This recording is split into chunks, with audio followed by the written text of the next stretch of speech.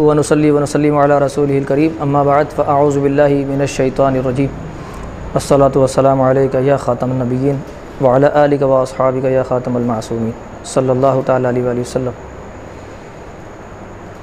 آج ہم احکام صوم کورس میں لیسن نمبر 4 پڑھیں گے۔ اس میں روزہ توڑنے والی چیزوں کا بیان ہوگا۔ حدیث پاک میں بخاری و احمد و ترمذی و ابن ماجہ میں یہ روایت موجود ہے۔ حضرت سیدنا ابو ہریرہ رضی اللہ تبارک و تعالیٰ عنہ سے مروی ہے کہ رسول کریم علیہ الصلوۃ والسلام نے ارشاد فرمایا، جس نے رمضان کے ایک دن کا روزہ بغیر رخصت و بغیر مرض کے نہ رکھا تو زمانے بھر کا روزہ بھی اس کی قضا پوری نہیں کر سکتا۔ یعنی فضیلت جو رمضان شریف کے روزے میں ملتی ہے نا، وہ سارا سال بھی روزہ رکھ کے وہ رمضان کی فضیلت کو پا نہیں سکتا، یہ مطلب ہے اس کا۔ اب اندازہ کر لیں کہ جو شخص جو ہے مثال کے طور پر روزہ رکھ کے توڑ دیتا ہے تو یہ اس سے زیادہ سخت تر عذاب کی وعید ہے۔ جو روزہ نہ رکھے اس کی یہ وعید ہے، تو جو روزہ رکھے اور توڑ دے تو اندازہ کر لیں کہ اس کا عالم کیا ہو۔ علمان الحفیظ تو روزے بالکل رکھنے ہیں۔ کھانے پینے جمع کرنے سے روزہ جاتا رہتا ہے، جبکہ روزہ دار ہونا یاد ہو۔ جب روزہ یاد ہے اس کو اور پھر بھی جان بوجھ کے کرتا ہے، یقیناً روزہ ٹوٹے گا۔ حقہ، سگار، سگریٹ، چرس وغیرہ ہوتی ہے، پینے سے روزہ جاتا رہے گا، اگرچہ اپنے خیال میں حلق تک دھواں نہ پہنچاتا ہو۔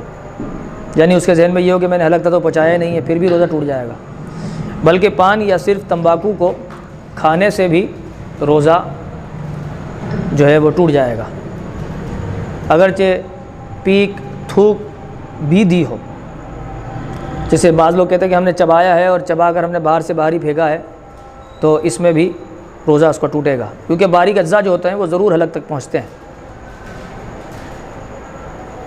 شکر وغیرہ ایسی چیزیں ہیں جو منہ میں رکھنے سے گھل جاتی ہیں، منہ میں رکھی اور تھوک نکل گیا، روزہ جاتا رہا۔ یوں ہی دانتوں کے درمیان کوئی چیز چنے کے برابر یا زیادہ تھی، اسے کھا گیا، یا کم ہی تھی مگر منہ سے نکال کر پھر کھا لی، یا دانتوں سے خون نکل کر حلق سے نیچے اترا اور خون تھوک سے زیادہ یا برابر تھا یا کم تھا مگر اس کا مزہ حلق میں محسوس ہوا، ان تمام صورتوں میں یہ یاد رکھیے گا، تو ان سب صورتوں میں روزہ جاتا رہا، اور اگر کم تھا اور مزہ بھی محسوس نہ ہوا تو نہیں۔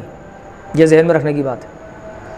مسئلہ نمبر 4، روزے میں دانت اکھڑوایا اور خون نکل کر حلق سے نیچے اترا، اگرچہ سوتے میں ایسا ہوا تو اس سے روزے کی قضا واجب ہوگی۔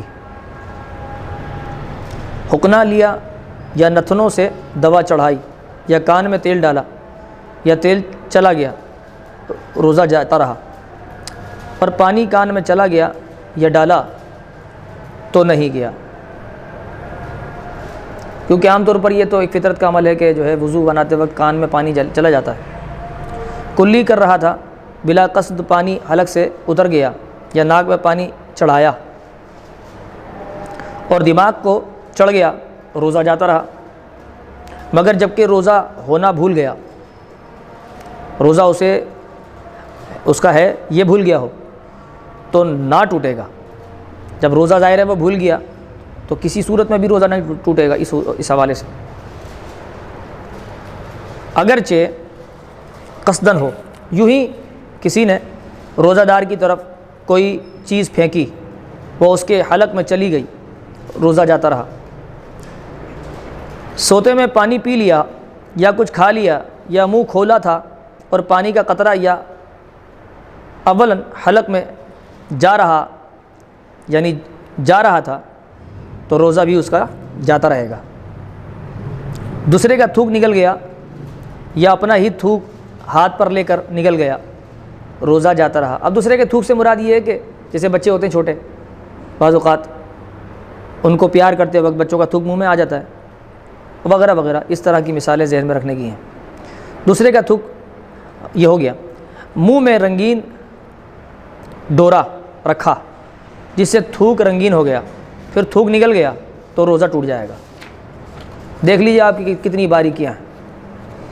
سمجھ میں آ رہی ہے نا آپ سب کے؟ ہاں. مسئلہ نمبر 10، آنسو منہ میں چلا گیا اور نکل لیا. اگر قطرہ 2 قطرہ ہے تو روزہ نہ گیا، اور زیادہ تھا کہ اس کی نمکینی پورے منہ میں محسوس ہوئی تھی یا اس کے منہ کے اندر محسوس ہوئی تو جاتا رہے گا. پسینے کا بھی یہی حکم ہے. الٹی کا معاملہ یہ ہے کہ اگر قصداً اس کو منہ بھر کے ہوئی ہے تو روزہ ٹوٹ جائے گا. ٹھیک ہے. اور اگر بغیر ارادے کی ہوئی ہے، اس کو الٹی ہوئی ہے، بار بار ہوئی ہے تو ساری جمع کر کے اگر منہ بن جائے گی، منہ بھر الٹی ہو جائے گی تو روزہ اس کا ٹوٹنے میں شامل ہو جائے گا. یعنی اتنی جمع کر لی، اتنی ساری ہو گئی کہ اتنی تو منہ بھر ہوتی ہے، تو ایسی صورت میں روزہ ٹوٹ جائے گا. متلی سے اگر ہوئی. اچھا، اور اگر تھوڑی تھوڑی ہو رہی ہے، مختلف وقت میں ہو رہی ہے لیکن منہ بھر نہیں ہو رہی تو ایسی صورت میں روزہ نہیں ٹوٹے گا. اللہ تبارک و تعالی ہمیں احکام پر عمل کی توفیق نصیب فرما. وما علینا الا البلاغ المبین.